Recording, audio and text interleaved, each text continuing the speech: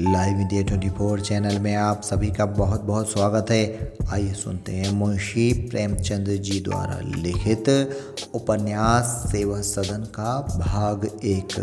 पश्चाताप के कड़वे फल कभी न कभी सभी को चखने पड़ते हैं, लेकिन और लोग बुराइयों पर पछताते हैं। दारोगा कृष्णचंद्र अपनी ही भलाइयों पर पछता रहे थे। उन्हें थानेदारी करते हुए 25 वर्ष हो गए, लेकिन उन्होंने अपनी नीयत को कभी बिगड़ने न दिया था। यौवन काल में भी जब चित्त भोग विलास के लिए व्याकुल रहता है, उन्होंने निष्प्रस भाव से अपना कर्तव्य पालन किया था। लेकिन इतने दिनों के बाद आज वह अपनी सरलता और विवेक पर हाथ मल रहे थे।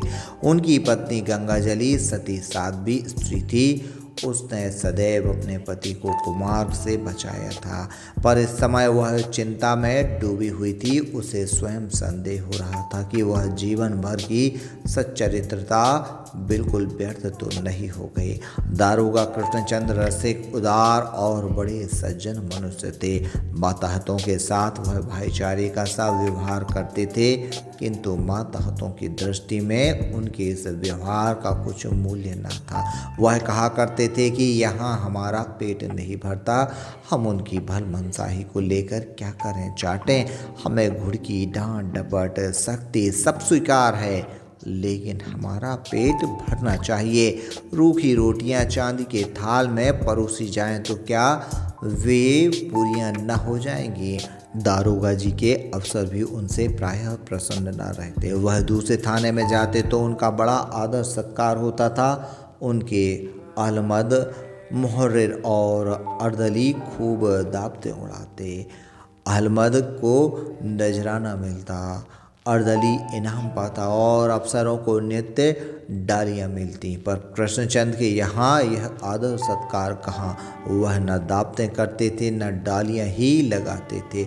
जो किसी से लेता नहीं, वह किसी को देगा कहाँ से। दारोगा कृष्णचंद की इस शुष्कता को लोग अभिमान समझते थे, लेकिन इतना निर्लोभ होने पर भी दारोगा जी के स्वभाव में किफ़ायत का नाम न था। वह स्वयं को शौकीन न थे, लेकिन अपने घर वालों को आराम देना अपना कर्तव्य समझते थे। उनके सिवा घर में 3 प्राणी और थे, स्त्री और 2 लड़कियां।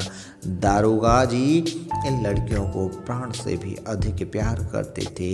उनके लिए अच्छे अच्छे कपड़े लाते और शहर से नित्य तरह तरह की चीज़ें मंगाया करते। बाजार में कोई तहरदार कपड़ा देखकर उनका जी नहीं मानता था। लड़कियों के लिए अवश्य ले आते थे। घर में सामान जमा करने की उन्हें धुन थी। सारा मकान कुर्सियों, मेजों और अलमारियों से भरा हुआ था। नगीने के, कलमदार, झांसी के कालीन, आगरे की दरियां बाजार में नजर आ जाती तो इन पर लट्टू हो जाते। कोई लूट के धन पर भी इस भांति न टूटता होगा। लड़कियों को पढ़ाने और सीना पिरोना सिखाने के लिए उन्होंने एक ईसाई लेडी रख रखी थी। कभी कभी स्वयं उनकी परीक्षा लिया करते थे।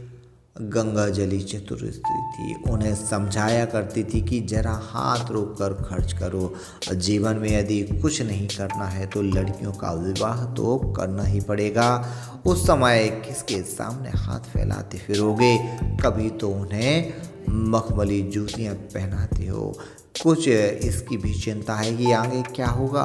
दारोगा जी इन बातों को हंसी में उड़ाते थे, कहते जैसे और सब काम चलते हैं वैसे ही हम काम भी हो जाएगा।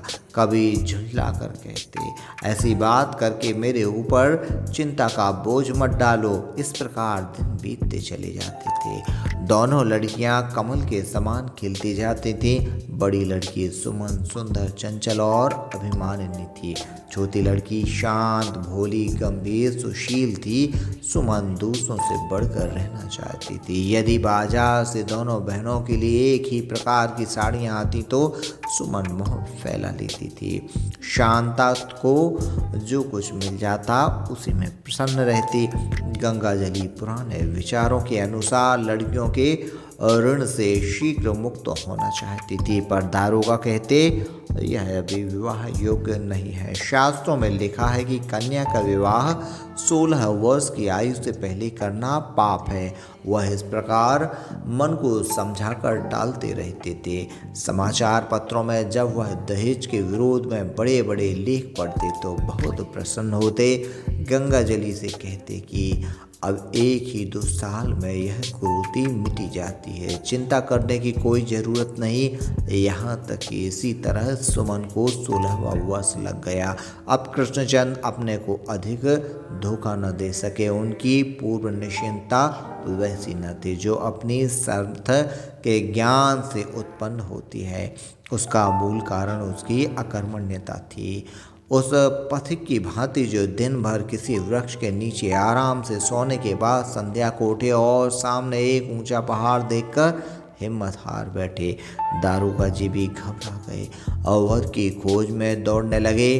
कई जगहों से टिप्पणियाँ मंगवाई। वह शिक्षित परिवार चाहते थे। वह समझते थे कि ऐसे घरों में लेन देन की चर्चा न होगी, पर उन्हें यह देखकर बड़ा आश्चर्य हुआ कि वरों का मोल उनकी शिक्षा के अनुसार है। राशि वर्ण ठीक हो जाने पर जब लेन देन की बातें होने लगती तब कृष्णचंद की आंखों के सामने अंधेरा छा जाता था। कोई 4000 सुनता, कोई 5000 और कोई इससे भी आगे बढ़ जाता। बेचारे निराश होकर लौट आते। आज 6 महीने से दारोगा जी इसी चिंता में पड़े हैं। बुद्धि काम नहीं करती, इसमें संदेह नहीं कि शिक्षित सज्जनों को उनसे सहानुभूति थी, पर वह एक न एक ऐसी पख निकाल लेते थे कि दारोगा जी को निरुत्तर हो जाना पड़ता था। एक सज्जन ने कहा, महाशय, मैं स्वयं इस प्रथा का जानी दुश्मन हूँ, लेकिन करूँ क्या? अभी पिछले साल लड़की का विवाह किया, 2000 रुपये केवल दहेज में देने पड़े, 2000 और खाने पीने में खर्च पड़े। आप ही कहिए यह कमी कैसी पूरी हो? दूसरे महाशय उनसे अधिक नीति कुशल थे। बोले, दारोगा जी, मैंने लड़की को पाला है, सहस्त्रों रुपए उसकी पढ़ाई में खर्च किए हैं। आपकी लड़की को इससे उतना भी लाभ होगा जितना मेरी लड़की को। तो आप ही न्याय कीजिए कि यह सारा भार मैं अकेले कैसे उठा सकता हूँ।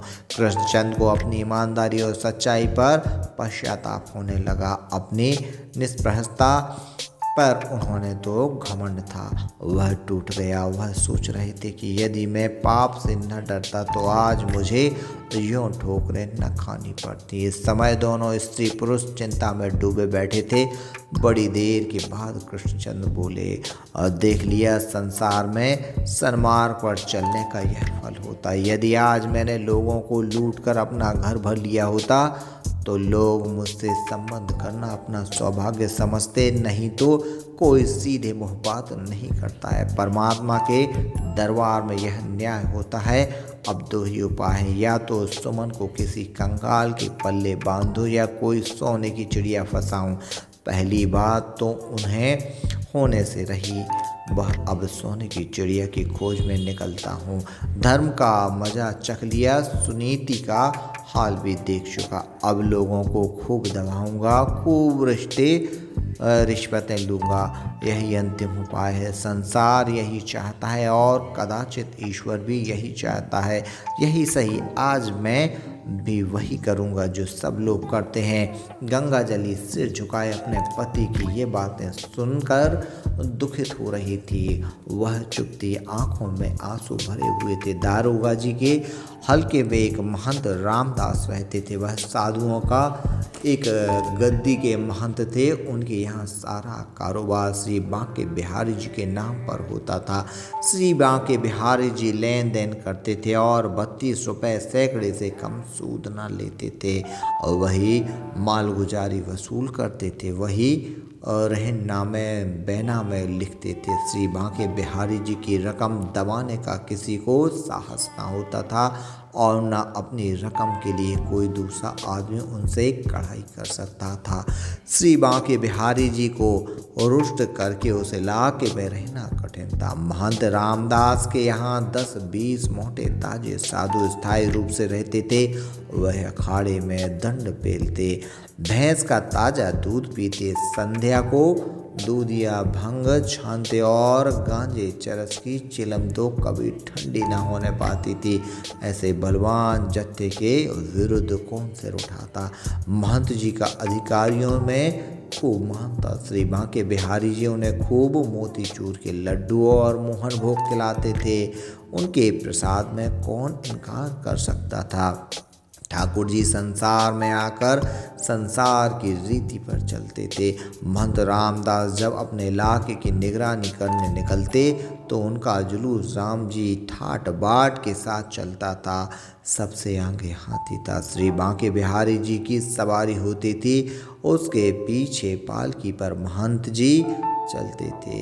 इसके बाद साधुओं की सेना घोड़ों पर सवार राम नाम के झंडे लिए अपनी विचित्र शोभा दिखाती थी। ऊँटों पर छोलदारियाँ, डेरे और शामियाने लदे होते थे। यह दल जिस गांव में जा पहुंचता था उसकी शामत आ जाती थी। इस साल महंत जी तीर्थ यात्रा करने गए थे। वहां से आकर उन्होंने एक बड़ा यज्ञ किया था। 1 महीने तक हवन कुंड जलता रहा। महीनों तक कड़ाह न उतरे। पूरे 10,000 महात्माओं का निमंत्रण था। इस यज्ञ के लिए इलाके के प्रत्येक आसामी से हर पीछे 5 रुपए चंदा उगाहा गया था। किसी ने खुशी से दिया, किसी ने उधार लेकर, और जिसके पास ना था उसके रुक्का ही लिखना पड़ा। श्री बांके बिहारी जी की आज्ञा को कौन टाल सकता था। यदि ठाकुर जी को हार माननी पड़ी तो केवल एक अहीस, जिसका नाम चैतू था। वह बूढ़ा दरिद्र आदमी था। कई साल से उसकी फसल खराब हो रही थी। थोड़े ही दिन हुए श्री बांके बिहारी जी ने उस पर इलाजाफा लगान की नालिश करके उसे ऋण के बोझ से और भी दबा दिया था। उसने यहाँ चंदा देने से इनकार किया, यहाँ तक कि रुक्का भी ना लिखा। ठाकुर जी ऐसे द्रोही को भला कैसे क्षमा करते। एक दिन कई महात्मा चैतू को पकड़ लाए। ठाकुर द्वारे के सामने उस पर मार पड़ने लगी। चैतू भी बिगड़ा। हाथ तो बंधे हुए थे, मुंह से लात घूंसों का जवाब देता रहा और जब तक जबान बंद ना हो गई चुप ना हुआ। इतना कष्ट देखकर भी ठाकुर जी को संतोष न हुआ। उसी रात को उसके प्राण ही हर लिए। प्रातःकाल चौकीदार ने थाने में रिपोर्ट की। दारोगा कृष्णचंद को मालूम हुआ मानो ईश्वर ने बैठे बैठाए सोने की चिड़िया उनके पास भेज दी। तहकीकात करने चले, लेकिन महंत जी की उस इलाके में ऐसी धाक जमी हुई थी कि दारोगा जी को कोई गवाही न मिल सकी। लोग एकांत में आकर उनसे सारा वृतांत कह जाते थे, पर कोई अपना बयान न देता था। इस प्रकार 3-4 दिन बीत गए। महंत जी पहले तो बहुत अकड़े रहे। उन्हें निश्चय था कि यह भेद न खुल सकेगा, लेकिन जब उन्हें पता चला कि दारोगा जी ने कई आदमियों की फोड़ लिया है तो कुछ नरम पड़े। अपने मुख्तार को दारोगा जी के पास भेजा। कुबेर की शरण ली। लेन देन की बातचीत होने लगी। कृष्णचंद ने कहा, मेरा हाल तो आप लोग जानते हैं कि रिश्वत के काला नाग समझता हूँ। मुख्तार ने कहा, हाँ यह तो मालूम है, किंतु साधु संतों पर कृपा रखनी ही चाहिए। इसके बाद दोनों सज्जनों में कानाफूसी हुई। मुख्तार ने कहा, नहीं सरकार, 5,000 बहुत होते हैं। महंत जी को आप जानते हैं, वह अपनी टेक पर आ जाएंगे तो चाहे फांसी हो जाए पर जो भरना हटेंगे। ऐसा कीजिए कि उनको कष्ट ना हो, आपका भी काम निकल जाए। अंत में 3,000 पर बात पक्की हो गई। पर कड़वी दवा को खरीद कर लाने, उसका काढ़ा बनाने और उसे उठाकर पीने में बड़ा अंतर है। मुख्तार तो महंत के पास गया और कृष्णचंद सोचने लगे, यह मैं क्या कर रहा हूँ। 1 और रुपयों का ढेर था और चिंता, व्याधि से मुक्त होने की आशा। दूसरी ओर महात्मा का सर्वनाश और परिणाम का भय। न हाँ करते बनता था न नहीं। जन्म भर निर्लोभ रहने के बाद इस समय अपनी आत्मा का बलिदान करने में दारोगा जी को बड़ा दुख होता था। वह सोचते थे, यदि यही करना था तो आज से 25 साल पहले ही क्यों न किया। अब तक सोने की दीवार खड़ी कर ली होती। इलाके ले लिए होते।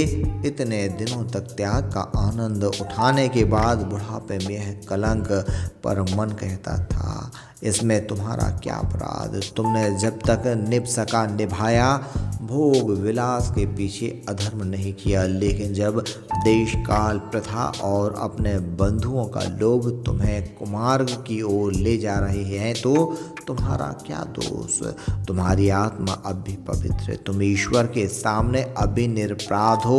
इस प्रकार तर्क करके दारोगा जी ने अपनी आत्मा को समझा लिया, लेकिन परिणाम का भय किसी तरह पीछा न छोड़ता था।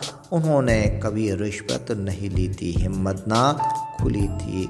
जिसने कभी किसी पर हाथ न उठाया वह सहसा तलवार का वार नहीं कर सकता। यदि कहीं बात खुली गई तो झेल खाने के सिवा और कहीं ठिकाना नहीं, सारी नेक नामी धूल में मिल जाएगी। आत्मा तर्क से परास्त हो सकती है, पर परिणाम का भय तर्क से दूर नहीं होता।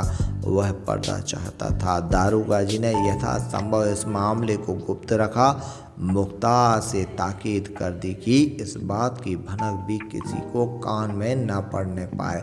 थाने के कांस्टेबलों और अमले से भी सारी बातें गुप्त रखी गई। रात के 9 बजे थे। दारोगा जी ने अपने तीनों कांस्टेबलों को किसी बहाने से थाने के बाहर भेज दिया। चौकीदारों को भी रसद का सामान जुटाने के लिए इधर उधर भेज दिया गया और आप अकेले बैठे हुए मुख्तार की राह देख रहे थे। मुख्तार अभी तक नहीं लौटा, कर क्या रहा है? चौकीदार सब आकर घेर लेंगे तो बड़ी मुश्किल पड़ेगी। इसी में मैंने कह दिया था कि जल्द आना। अच्छा मान लो जो महंत 3000 पर भी राजी ना हुआ तो? नहीं, इससे कम ना लूँगा। इसमें कम से कम विवाह ही नहीं होगा। दारोगा मन ही मन हिसाब लगाने लगे कि कितने रुपए दहेज में दूंगा और कितने खाने पीने में खर्च करूंगा। कोई आधा घंटे बाद मुख्तार ने आने की आहट की। उनकी छाती धड़कने लगी।